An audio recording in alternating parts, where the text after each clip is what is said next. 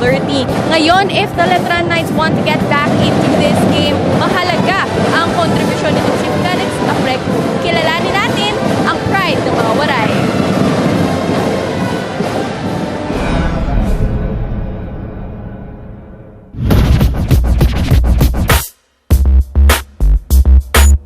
Season 91 nang gumawa ng kasaysayan ang Colegio de San Juan de Letran at nakamit ang kampyonato. Ngayong taon, isa sa mga muka ng defending champions Letran Knights ang fourth-year forward na si Felix Aprec. Sa Northern Samar.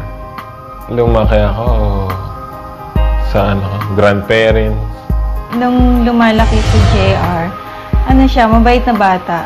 Kahit na lagi ako nasa abroad, hindi mo makitaan siya na homesick siya sa akin.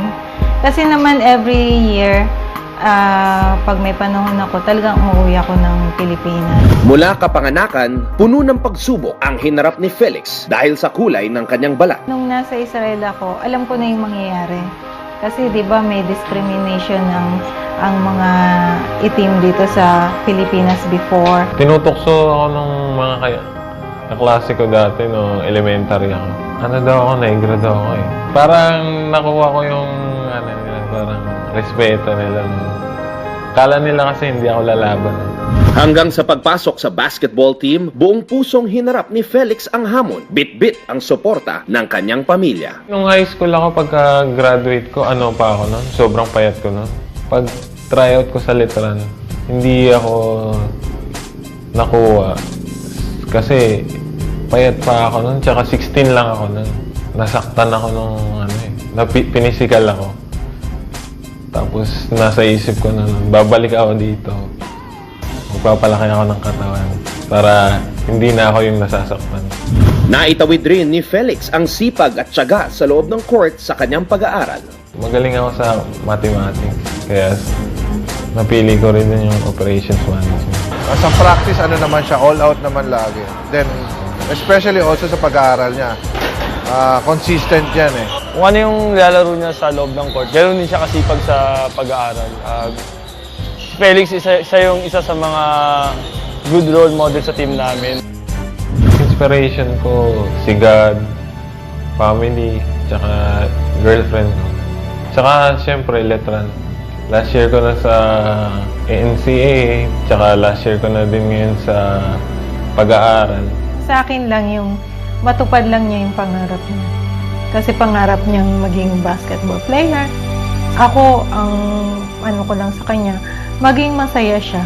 Kung hindi man ako mag-excel makaabot ako dun sa mga pinapangarap ng mga collegiate na mag-PBA, siguro maging businessman ako.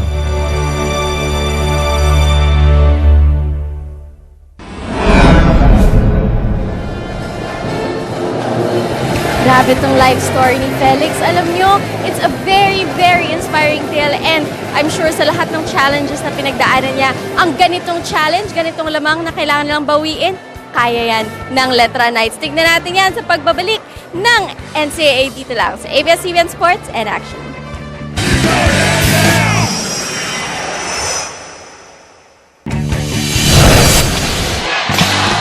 Nagsanib puwersa ang pep squad ng Adamson University at Letran Knights para painitin ang hardcourt dito sa FilOil Flying V Center sa pagpapatuloy ng men's basketball tournament dito sa Season 92 ng NCAA. Ang ating talaan at the half, 45 para sa Adamson University, 30 lamang para sa defending champions Colegio de San Juan de Letran. Maraming salamat muli sa inyong panonood dito sa SNA. Anton Rojas kasama si Coach Mix Bustos at Mix, bagamat 15 ang lamang ng Chiefs ngayon. Kung hindi natin titignan ng score, kung papanoorin lamang natin ang mga nangyayari dito sa hardcourt, isipin natin na parang dikit ang bakbakan. Dikit na dikit talaga.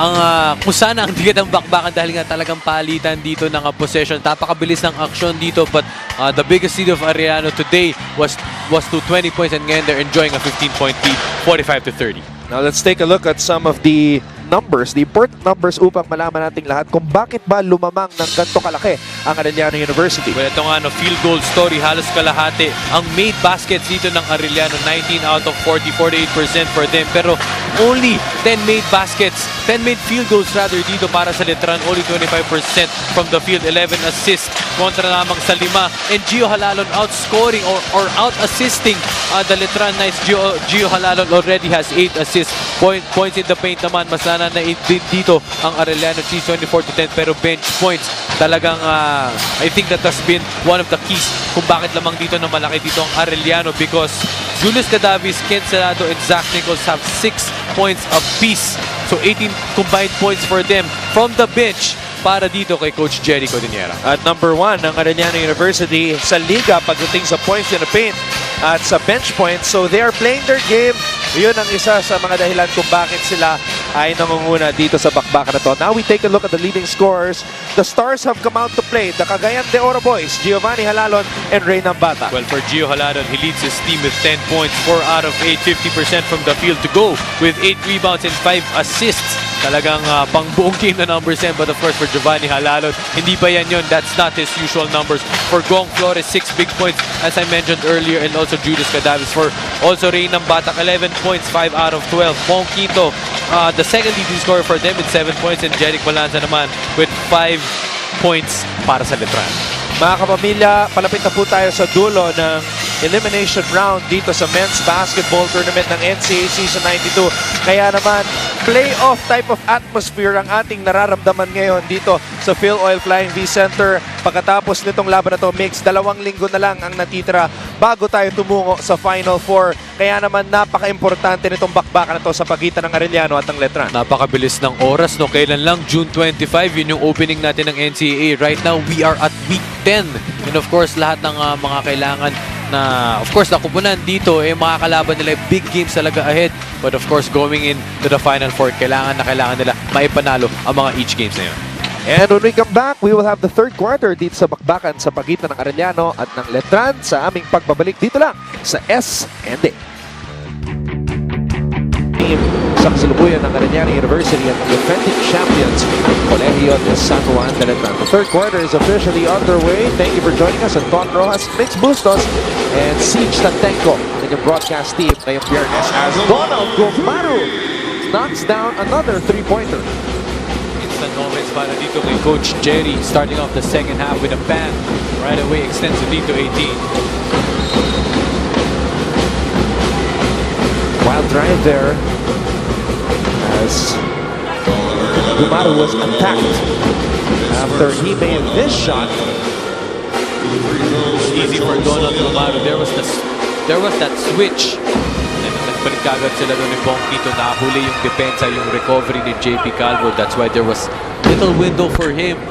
Easy 3 points there para kay Donald Gomaru. And Donald Gomaru is playing with a sense of urgency. Ilan na lamang ang kanyang lalaruin sa kanyang collegiate career mix before he moves on to the next chapter of his life. So he's really taken note of that. Kaya naman all out na siya dito sa bakbakan na to. Siyempre, for the graduating seniors of all teams, kailangan talaga to have that sense of urgency.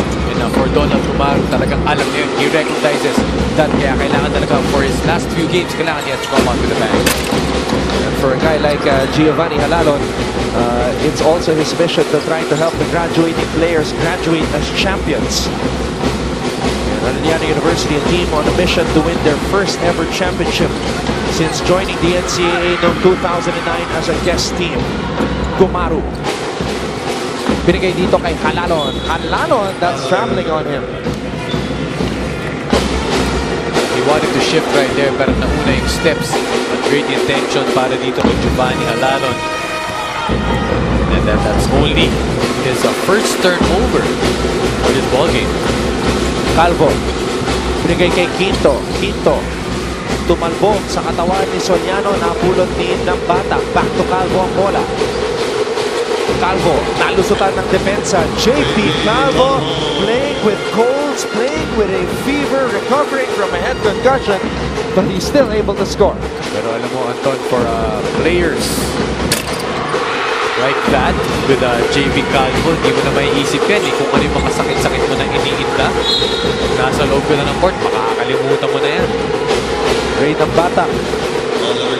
the most fouled player in the NCAA, will head to line for two as we see this fearless drive by JP Calvo.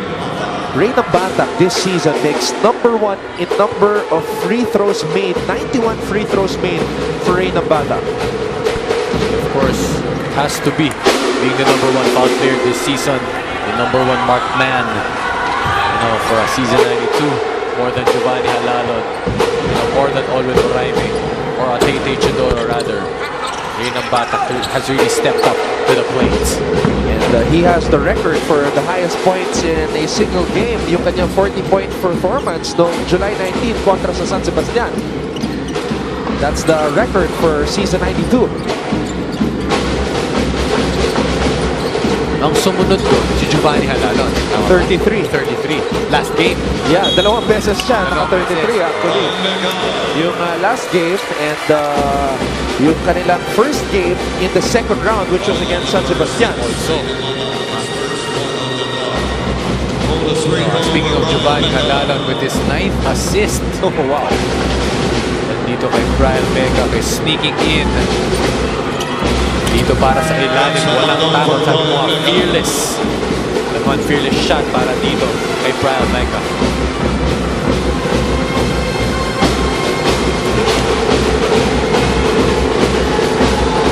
(51-33). Calvo ng Batak, binigay kay Quinto. Quinto, bounce pass, Aprecu off the glass. One of the rare inside points dito para sa Letran. Felix Aprecu rather contributing to that cause. At nalaman natin sa ating feature at the half kay Felix Aprecu na ito na pala ang kanyang huling taon sa NCAA, even though this is just his 3rd year playing for Letran. So Aprecu plays for his mother, his family, his girlfriend, at syempre para sa kanyang eskwelahan, ang Letran. Soliano hands it off to Nambatak. Nambatak binigay kay Quinto. Nambatak from the corner. Too strong. Salado. And the ball will stay with the Knights. Last touch ni Ken Salado. Balikan muna natin si Siege ng Tecno. Siege? Yes, Anton, kasama ko yun si Emerson ng Arellano Chiefs. Wow, the energy, I really feel it. Emerson, sino-sino ang NCAA Dream Team mo? O, syempre, kanino po ba ako kakampi kundi sa Arellano Chiefs? Nandyan si Giovanni Halalon, woo! Si Salado, si Zach Nichols, si Flores at si Dion si Halls. Arellano, lahat ng pinili, loyal na loyal ah. Yes, go! Hey, Chiefs! Grabe guys, na-feel ko ang energy. Nakakahawa din. Kaya mga kapamilya, kung nanonood kayo sa bahay ngayon, sagutan nyo rin ang ating question of the day. Just use the hashtag NCAA Season 92 and tell us who your dream team is. Papakita namin ang inyong mga tweets live on air sa pagbabalik natin. Anton, keep going with the game. Alam mo, Siege, nasa kabilang dulo ka ng court pero ramdam namin ni Coach Mix dito ang energy. Talagang yung passion na for Halalon eh. Talagang iba talaga syempre with school pride and school spirit. Bong Quinto. Good spin on that shot. Gets it to trickle in. 7 na puntos na ang naipapasok ni Quinto dito sa bakbakan na to. Salado umupo sa ere. Puntos para sa Arellano University. This Arellano team is the second in the league in scoring points per game. They average 82 points per game, and at the half, you know, they already made 45, so surpassing their averages per half. Gomaro. 3 seconds in the key. Tinawag dito sa Chiefs.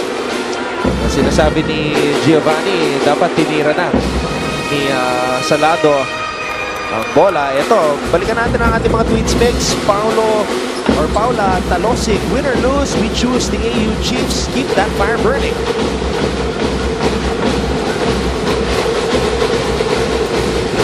From Norman Malato, go Letran ng Batak attack for the win. Hi pala kay Joy Hood. Who's asking me to greet her through Twitter. Hi, Joy. Hello. Of course, all over Twitter, mga nakasubaybay natin dyan, mga NCAA loyalists. Yes. Magandang hapon sa inyo.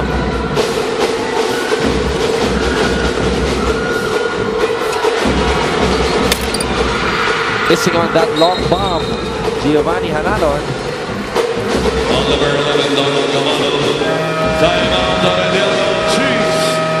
At dapat timeout si Coach Jerry Codiniera. Magbabalik po ang NCAA Season 92 dito lang sa S. Anthem of Salado and Halalon. You know, at times when you have a tandem as good as Halalon and Salado, it's not always perfect, as evidenced by that last sequence kanina on the fast break. Pinasahan ni Giovanni si Salado at tinawagan ng 3 seconds si Giovanni kasi hindi tinira ni Kentoy yung bola. There will be some arguments, but what's important is they still get on the same page. Let's see if they can get on the same page here. Traveling, tinawag dito kay Salado. Well, back-to-back turnovers nga. Kaya nga nasabi mo, Anton, sometimes meron talagang papalya dyan, even though, you know, there's no such thing as a perfect player, a perfect tandem. But of course, it's just really about the damage control or about the resilience on how you get back from those mistakes. Maski anong liga pa yan, when you have two talented players on the team, as we've seen a Batak score,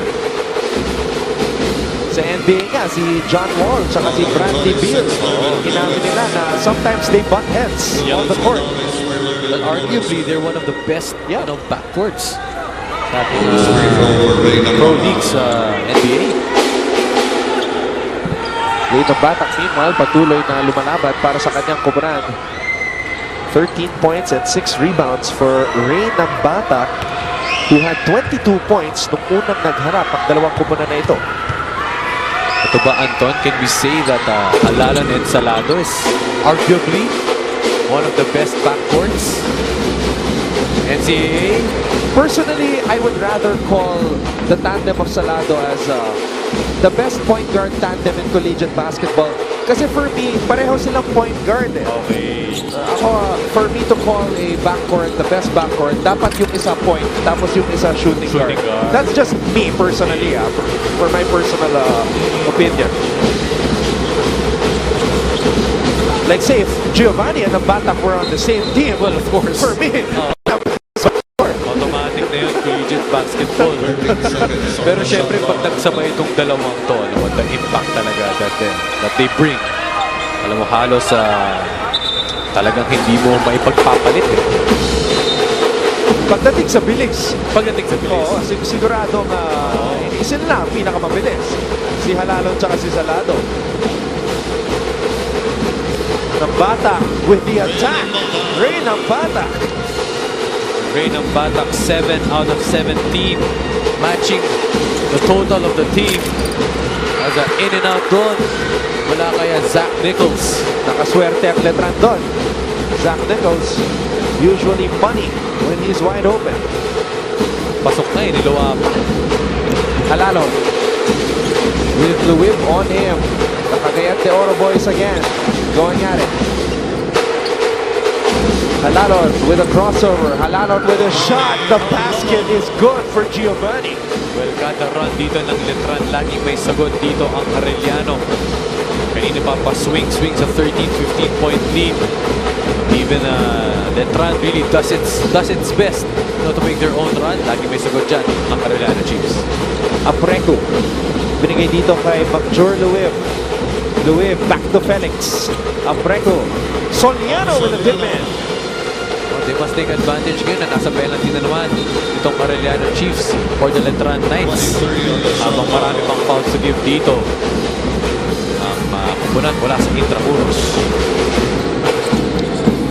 Still have a lot of time. Still a lot of time. You know, anything is possible syempre dito sa mundo ng basketball. Alam mo yan, partner. Remember the partner game? I got that one. Boom Labruska, if you're watching.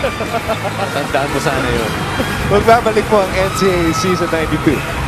Back with us live from right inside the FilOil Flying V Center sa lungsod ng San Juan. At nakikita ko si Jericho, yung kapatid ni Giovanni Halalo, na maganda yung kanyang pwesto sa crowd. Siyempre po, position talaga napapakiti. Lahat ng mga ating mga manonood dito sa FilOil Flying V Center. Whether you're here, you're at home watching the NCAA, marami pong salamat sa inyong pagtunghay. Yes, sa ating umating pong aksyon dito sa SNA. At ang aking kaibigan na si Mix Bustos, kanina pa nandito.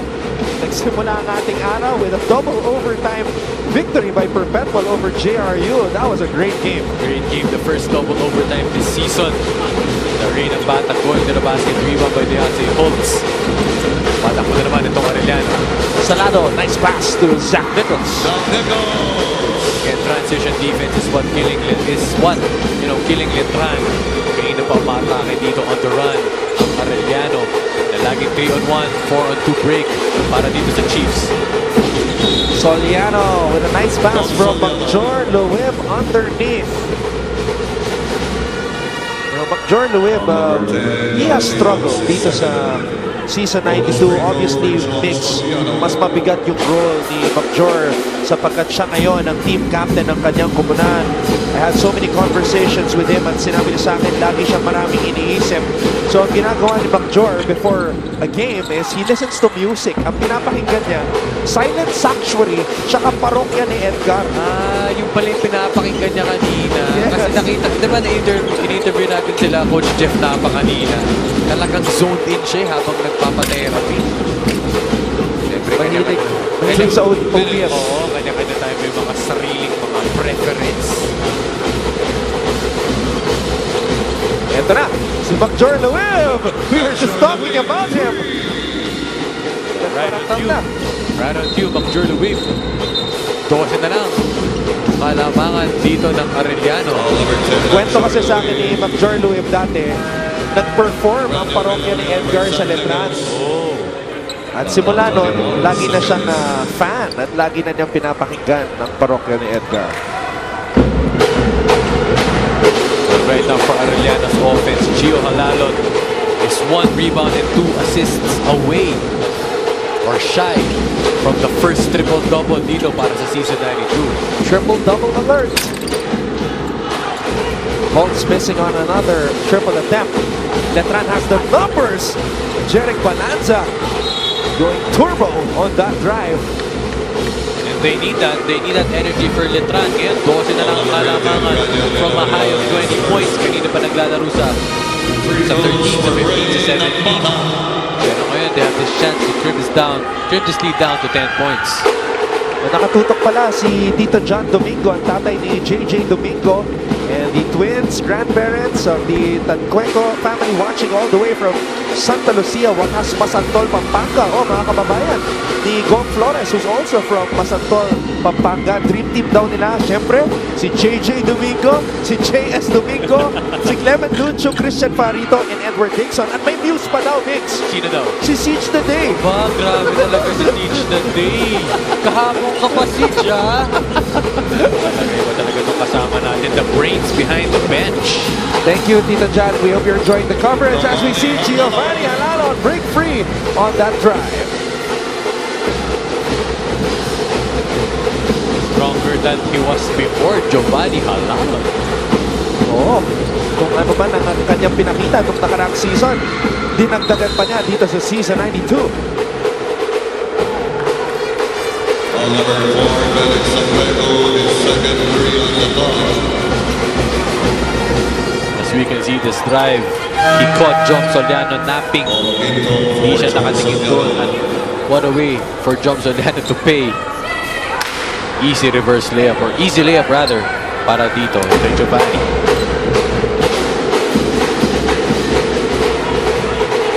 Halalon. The lead has been chopped down to 12. Apreku bothering Halalon at may foul na tinawag dito. And Coach Jeff Napa is living on the sidelines. It is like Coach Jeff Napa felt na medyo may hawi action dito mula kay Giovanni Halalon. Sa Felix Apreku tries to steal that ball.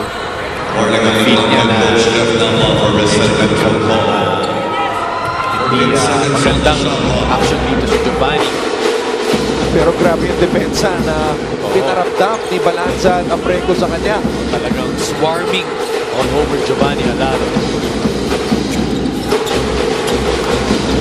Viloria, pinasa sa loob. Julius Cadavis. No, Deontay Holtz with a tip-in. A timely tip-in for Holtz. Timely tip-in kasi nga ito nga naghahabol na. Slim down na to 10 points.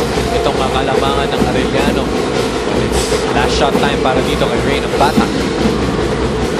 10 segundo ang natitira dito sa third quarter ng Batak. It's his time. Here comes the Stingray. Splits the knee. Ray ng Batak. 20 big points for Ray Benedict ng Batak. As soon as the defense was set, Ray ng Batak just got a screen from Felix Aprecu, slicing that defense. Easy layup for the Stingray. It's a Nambatak and Halalon show. Halalon draining a jumper, pero may sagot si Nambatak. Anything you can do, I can do better. The Cagayan de Oro boys, mano y mano in the third quarter. And we're not done yet. 10 segundo na lang or 10 minuto ang nalalabi dito sa ating bakbakan. 65 Arellano, 53 Letran dito sa Season 92 ng NCAA.